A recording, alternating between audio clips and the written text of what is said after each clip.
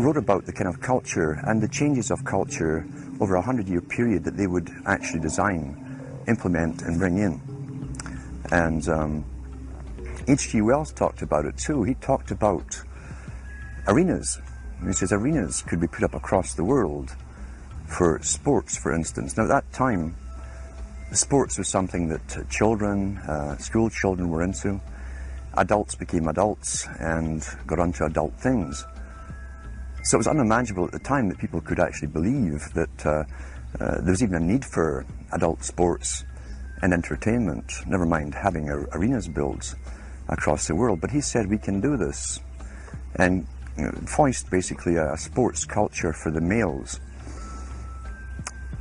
Using a tribal system, we're all tribal to an extent. That's why we even bother to vote for a tribal leader. This is well understood. That's why we're supplied with these leaders.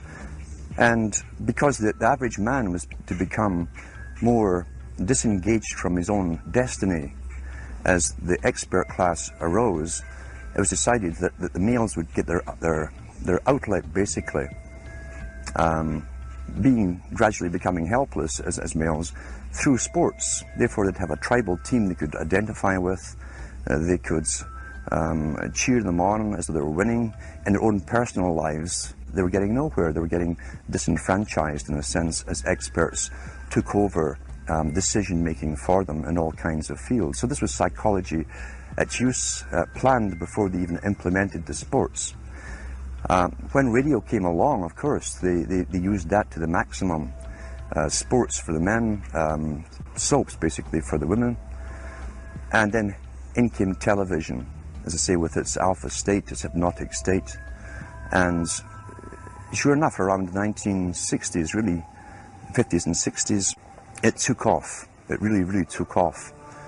And men became glued on Saturday nights to the sports shows. A culture industry, which is called by its own the culture industry. The Soviet Union had a department called the culture industry. Their actors and directors were called the cultural leaders,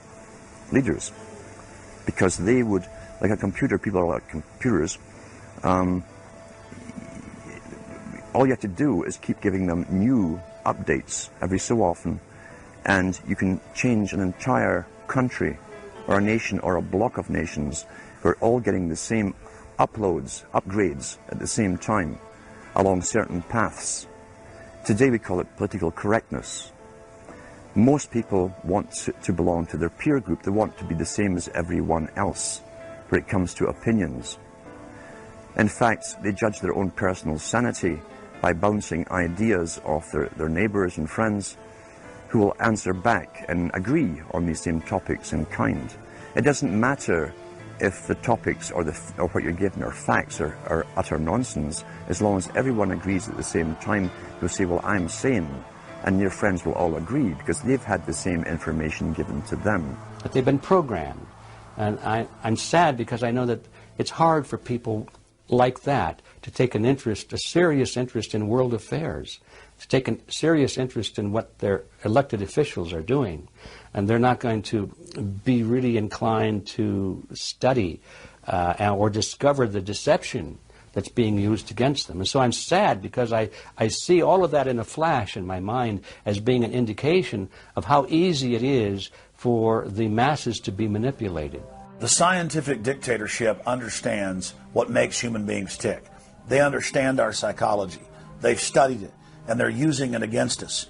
But the minute the public awakens to the fact that there is an agenda to manipulate them, and the second the public realizes that they are being conditioned and controlled, the establishment begins to lose that edge they've got over people. So all I ask viewers to do is to think for themselves and to study public relations, to study advertising, to study propaganda, and to realize how much of it is out there in their daily lives. And then make the decision for yourself. I just want people to think on their own and to not have their decisions and their thoughts and their ideas pre-packaged and basically downloaded into them.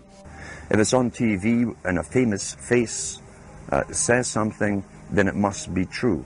He doesn't have to show you facts or anything else. You've been brought up with these faces. That's why they keep these guys on television into their 70s and 80s. You've grown up with this father figure who's on television every night at 6 o'clock, in your house, in your room, staring right at you, and he's a father figure. Would he tell you a lie? So you naturally never suspect him. And this same man will lead you through new topics. He'll introduce experts on the topics. They'll have a little summary at the end of every talk, and you are now left with the conclusion that's presented to you.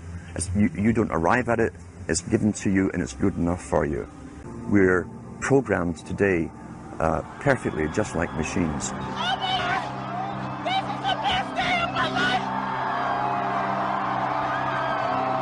We tied this in with the Brzezinski. Brzezinski said in 2 Ages. Now this guy was way up with the NSA. He's a master geopolitician. He admits he works in 20, 50-year periods to do with geopolitics in other countries. But he said himself, the public will shortly be unable to think or reason for themselves. He was meaning by the form of information that was given to them, the type, the formulas that were in use then in the 1970s. He says, eventually they'll be unable to think or reason for themselves.